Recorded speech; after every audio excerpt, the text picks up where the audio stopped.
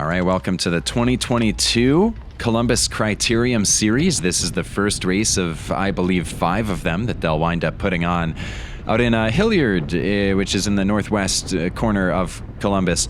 My name's Grayson. This is my second crit since, well, my second race since juniors, which was 10 years ago.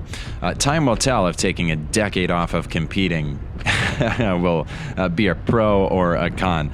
First things first, if you want to watch this race without any of my dumb commentary, I don't blame you. The link is in the description of the video, but I wanted to run down some of the stuff that I saw as a complete novice re-entering the sport after many, many years off, and show you what I learned about my experience, and hopefully talking through it will be beneficial to you in some way if you're getting ready for this race. If you're getting ready to take all of my advice and come beat me next week, we'll see. So we've already done a lap. You can see this is a very short course. It's entirely flat. The headwind is only blowing. I think this time around it's only blowing. What? Oh my God! The wind is blowing west. We got a tailwind here. You can see the flag is barely moving at all. Even more of a tailwind here. The only time that I ever felt wind in my face is coming up around this next corner, which is also perhaps not coincidentally where you see most of the attacks launched. Right here. Something that strikes me as I watch the footage, you see this guy off to the left take the best line. Nobody did that for the entire race. I think I was glued to the wheel of whoever was in front of me, so I wasn't feeling courageous enough to drift and move forward, but that would have been a great place to do it. You'll see cones marking off a couple of quote-unquote danger areas. One of them has already been moved, or I take it back. Those cones that we just passed are going to get moved at some point. I feel like people just ran them over because it was just a little bit of grass in the road, but generally speaking, really nice organization. I really enjoyed my time here. I did races at the lake a little over a week ago. To give you a sense of the timeline, I'm recording this the night after this race has finished, and yeah, a week ago I did races at the lake, and it was a lot more intimidating than this one. This is the Category C, as you might have noted from the title, which is just a kind way of saying Cat 4-5. But you'll see this 391 kid off to the right, a junior racer that just finished his own junior race in quite an impressive way. Hung on with it until the very end and finished in the top 50%. A great race there. If it means anything coming from me, again, a complete beginner. Sorry if this race commentary is turning into more stand-up comedy, but here we are on lap 4 of 20. Still feeling pretty good, hanging in there, sitting on the wheel, feeling myself. The weather's pretty nice. It's like 80 degrees and sunny. As you can see, the wind is a complete non-issue at this point. Those flags were just entirely standing still. Nobody's made a move yet, and we're almost 25% through. Ignore the high heart rate. I know 191 might be high for many of you, but for me, that's that's just me hitting, zone 3. Try not to smoke cigarettes for 10 years while you don't race your bike. It won't go well, if I can be any anti-role model in that way. Anyway, here we are approaching the finish line for lap 5, which we're about to begin, and everything seems cool, calm, and collected. Nobody's doing anything crazy. These cones, I think, are going to get moved in a lap or two as they reconsider what hazards are actually being posed.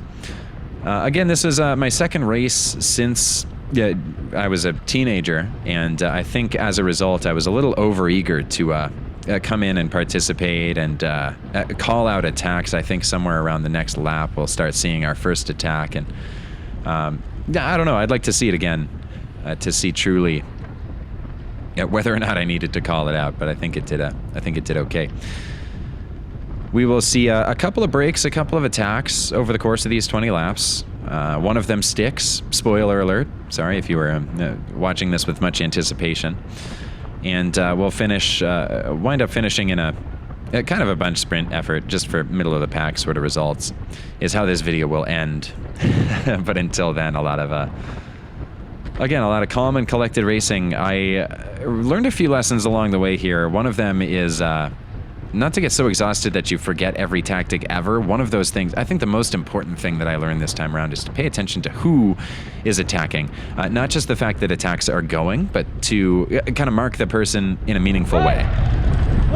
Like, I probably didn't need to mark that. But Lou, I think his name is, was going a little too fast for my taste. I didn't know if he was going to launch, and it turns out that even after calling that out, he did work up quite a little gap. So I'm glad that I didn't let that go.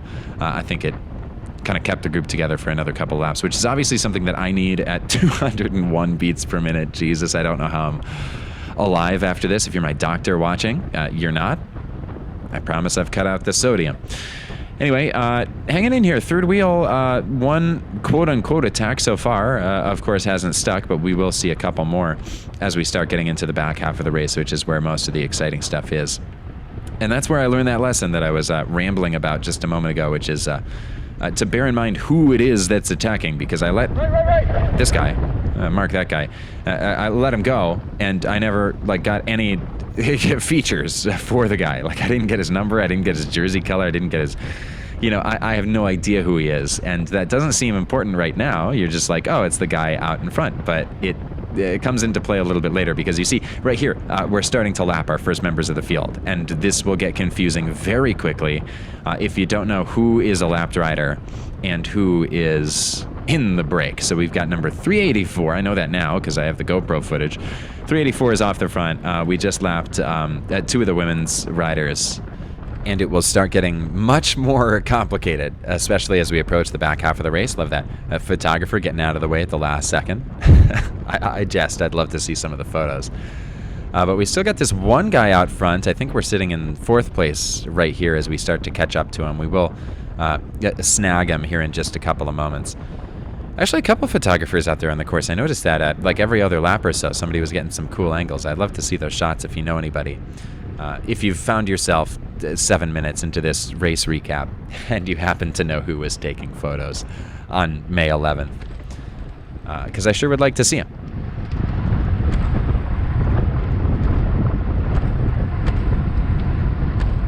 So here comes on the left-hand side, number 384. He was the one that launched originally. I didn't know that as we passed him. I took the GoPro footage to check that out, and that kind of plays into the lesson that I learned, which was to actually mark those people, because I have no idea what wheel I'm on right now. Had I known it was fourth place, I might have, tried a little bit harder to stay in a breakaway of sorts. Because to be honest, by the time that we hit lap 15, I'm I'm in 15th place. I got no clue where I'm at. I'm just trying to stay alive out here at, pushing 200 beats per minute. It's everything that you take to kind of not let that tunnel vision take over, just to stay focused and safe and alive is an important one. And had no clue where I was at. So here we are in fourth place, and we'll start counting once we wind up on the front of the pack, which happens not on the entire front of the pack. We wind up in second after another breakaway goes here in just a couple of moments.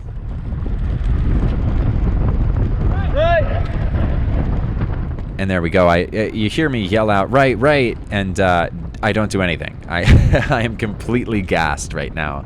Halfway through the race, I don't even know that it's halfway through the race. I haven't been paying attention, to tell you the complete and honest truth. So as I come around this bend, I'm like, man, these two guys really don't want to chase that guy, and neither do I. So I don't blame them at all. And oh my God, we have 9 laps to go. So I am desperately not feeling myself right here. Very grateful for this ABC rider in front, who appears to want to do the work to close this gap. My sincere apologies to this rider in front for what I'm about to do in about half a lap's time. He will flip his elbow to get me to go in front, and I wasn't watching his elbow at all. So there's another thing to take away from this, is to pay attention to the cues of the rider in front of you. We passed this guy in the white helmet on the right, so no change in standings there. But I really cannot believe it took the GoPro footage. As I watch this, I'm so embarrassed. Here comes the elbow flick. And I totally missed it. And he's sitting there and he's going wait, where is the guy? Come on. And he looks over his shoulder too, as if to go God, is this guy that lazy? The answer is I wasn't paying attention, and also, yes, I am feeling that lazy. But as he peels off to the right here, he makes it much more clear that he is not going to be doing any more work on this breakaway.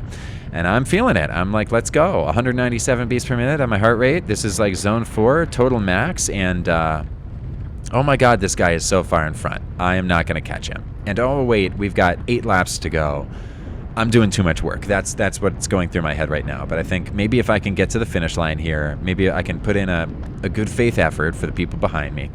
Maybe they won't think I'm a total asshole by the end of the race. That's my entire goal here. So I make it. I flick my elbow just egregiously, and of course the guy behind me doesn't want to follow suit after he didn't do that. So here comes 474 to do a little bit more work, and he winds up separating kind of a substantial gap, if I remember correctly, because I am completely gassed. Here comes a little bit more wind. You can see it on the flags there. It's kind of in our face as we go around this back corner, and he uses that to his advantage, gets real arrow, and takes off. I almost hit a cone there. I don't think I actually did. But here come a couple more people. We're starting to keep track of where we are right now. After we were sitting in second place, now we're moved back to fifth. And what, six, a little over 6 laps left to go. And it's become pretty clear at this point, as I start to feel it. I think I let out an expletive as these guys passed me too. Like, oh no, like I'm done.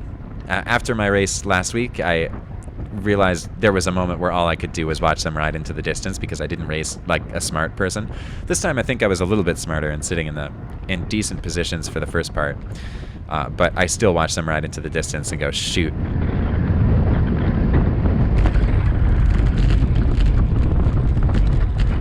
I'm grateful that these guys slow down just a little bit. A couple more lap riders off to the right, nothing to worry about there. But we see, a little bit of things kind of starting to calm down. This guy off to my left in the Ohio State kit, he was having a bad day. I just saw on Strava. He had some spicy food, he says, and threw up a little bit. I didn't see that with my own eyes, fortunately. But still, I mean, for a guy throwing up in the middle of the race, he puts down a significant effort. Props where they're due, because he did beat me when it all comes down to it. Sitting in 9th place, 5 laps to go, and that is not feeling very promising to me in my stomach right now. I am kind of feeling it in my gut. Meow. Sorry, my cat doesn't know I'm recording something right now. Very vocal cat. I digress. I'm feeling it in my stomach as we come around this bend and thinking, oh God, is there anything I can do to shave off a little bit of time? How about we take this inside line? And that's when I realized, wait, for the last several laps, I don't think anybody's been taking that inside line. And it's a miracle what it did. It entirely closed the gap for me. So I guess that's another lesson to take away. Don't just necessarily get sucked into the wheel if there's nobody sitting behind you, and you're not going to go crazy by messing up somebody's line. Take the good one. Sometimes it's just there in this category of racing. The guy that we just passed again, I thought I was doing really well the first time that I saw this. I'm like, wow, I'm passing a lot of people. We're doing really no. It was just another lap rider there. Including this guy off to the right. I thought I was passing a bunch of people. That was actually number 394 from the original really strong breakaway that lasted several laps. We have since caught up to him, and we remain in 9th place behind OSU Spicy Foods Man. That was one of two that you might have just noticed, one of two whoa moments where the rider in front of me kind of slowed down a little bit of their own accord, and I guess I just had too much trust, which is not something that I should have as as somebody who's adjusting their own speed in a kind of unpredictable way. It's something that I have to work on. But that happened, and then we'll come up on another lap rider here, maybe 1 lap from now, perhaps 2. The rider in the 614 kit, I think, hits a bump, and it's right there, and it scares the hell out of me, and I wind up swerving off to the right. So a couple of bike handling things that I can improve on, too. Those aren't lost on me. But I should mention, if there is anything lost on me, anything that you've watched as a potentially, almost certainly a more experienced bike racer, please do. Let me know in the comments. I could use all the help that I can get. On this corner, I think it's where somebody finally hits a cone. We've been narrowly avoiding the cones this whole time, and I think it's Lou right here that just barely touches one. But fortunately, those orange cones are pretty forgiving. I think I narrowly hit one on like the second lap, so it was actually kind of comforting to see somebody else pick one up right there. Again, this is one of the junior racers in front of me who's already done one race today. That's always really impressed me when people are able to do 2 races in a row. But he'll stay with us all the way all the way up until the end as we're looking at 2 laps to go. To tell you the honest truth, I am not seeing the light at the end of the tunnel here in real life. I am feeling it really hard.